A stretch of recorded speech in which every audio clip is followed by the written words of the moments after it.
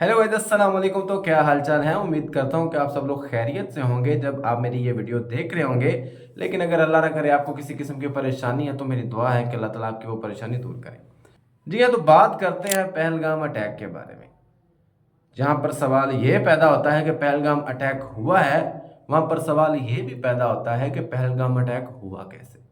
उस वक्त जब ये पहलगाम अटैक हुआ तो दुनिया की बेहतरीन नंबर 1 आर्मी कहाँ थी। अब भाईजान देखो, ये कहते हैं कि पाकिस्तानी आतंकवादी आए, ठीक है, वो दहशतगर्द, अकॉर्डिंग टू देम आतंकवादी दहशतगर्द आए हैं। वो तकरीबन 100-200 किलोमीटर इंडिया के अंदर गए हैं, ठीक है। जाने के बाद उन्होंने चुन चुन कर आदमियों को मारा है।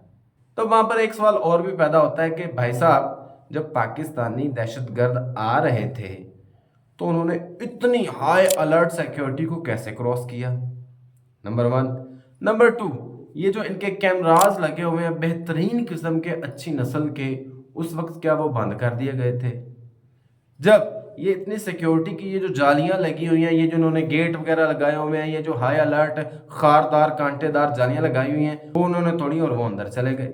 और तकरीबन 100-200 किलोमीटर वो पहलगाम के मुकाम पर पहुंच गए। तो आया दुनिया की नंबर 1 आर्मी उस वक्त कहाँ थी? क्या वो कोई भांग पीकर सो रही थी? क्या वो कोई सस्ता नशा करके सो रही थी? अरे भाई, जब वो आ रहे थे तो वो कहाँ थे? वो क्या कर रहे थे? क्या काम कर रहे थे? सोए हुए थे नशा करके? क्या कर रहे थे? सवाल ये भी पैदा होता है। ऐसे ही उठे आए, ना ऊ देखा ना चू देखा और पाकिस्तान पे इल्जाम लगा दिया कि जी ये पाकिस्तान ने किया है। मुझे इंडिया की आर्मी का तो पता है ना कि ये बॉलीवुड में मूवीज बनाती हैं और पता नहीं कैसे कैसे झूठ पे अपनी मूवीज बना देती हैं। लेकिन हकीकत में भी इन्होंने अच्छा प्रोपेगेंडा करने की कोशिश की है पहलगाम पर। लेकिन इतनी अच्छी बॉलीवुड के अंदर स्क्रिप्ट लिखने के बाद यहाँ पर जो स्क्रिप्ट लिखने वाला बंदा था वो चूक कैसे गया? उससे कैसे गलती होगी? अब सवाल इंडिया की आर्मी के बाद इंडियन जो पब्लिक है उस पर उठता है कि भाई उनसे पूछो तो सही, ये कहाँ थे तुम लोग? इतने 7 लाख जो आर्मी है आपकी, वो कहाँ थी? पहलगाम जो है वो एक हाई अलर्ट सिक्योरिटी एरिया है, वहां पर आपकी आर्मी कहाँ थी? सो रही थी। और मजे की बात इनके बकौल ये है कि वो वहीं पे छुप भी गए। वो जिन्होंने हमला किया है वो वहां पर जाकर छुप भी गए। अरे भाई साहब, झूठ की भी कोई हद होती है, झूठ की भी कोई एक समझ। एक बेवकूफ आदमी को भी अगर ये बात समझाई जाए ना कि यार ये इस तरह से ये अटैक हुआ, तो पहला सवाल यही आता है कि वो अगर लोग आए हैं तो वो कैसे आ गए? आया कि वो आए हैं तो वो कैसे आ गए, और अब वो गए हैं तो वो कहाँ गए?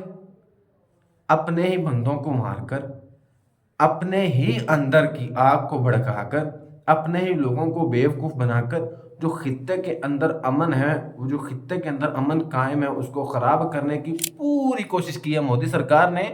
और इतनी इतनी बेवकूफ अवाम है इंडिया की कि वो राजी भी होगी, वो एग्री भी होगी कि हाँ हाँ ऐसा आया हो। तो भाई आपकी आर्मी क्या आलू बेच के सो रही थी? गधे घोड़े खोते सब बेच के सो रही थी, उनको नहीं पता था पाकिस्तान पे यूं कर देंगे, पाकिस्तान पे यूं? अबे भाई, आप कुछ भी नहीं कर सकते सिवाय अपनी आवाम को बेवकूफ़ बनाने के। और आपकी आवाम आप कहते हैं बेवकूफ़ बनने के अलावा कुछ भी नहीं कर सकते। ज़रा ध्यान रखें और होश के नाखून लें। खित्ते के अंदर जो अमन कायम है उसको कायम रहने की कोशिश करें, और जो आपके हाँ आपके अंदर ही जो दुश्मन है ना, उनको देखें, उनको ढूंढें, उनको तलाश करें और उनको मारने की कोशिश है। समझ आ गई है?